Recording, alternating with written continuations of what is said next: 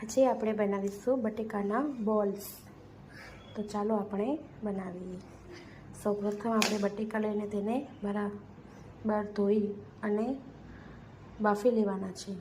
બફાઈ ગયા પછી આપણે તેમાં બધો મસાલો મિક્સ કરીશું।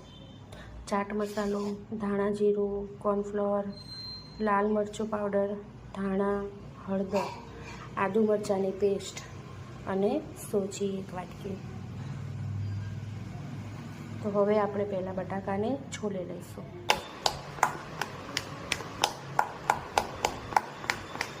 મેશ થઈ ગયા પછી આપણે તેમાં નાખીશું સોજી,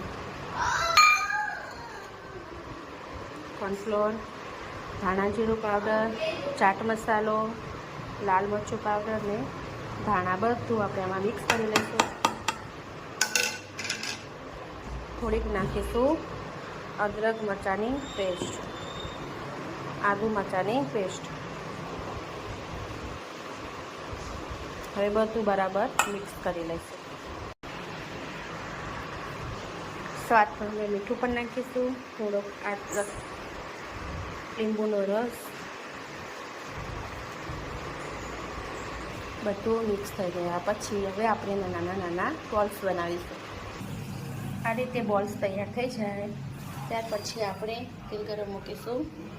તેલ આવી જાય પછી આપણે બોલને વારા ફરતો તેમાં ફ્રાય કરીશું। બોલ્સને આપણે આમાં ફ્રાય કરીશું।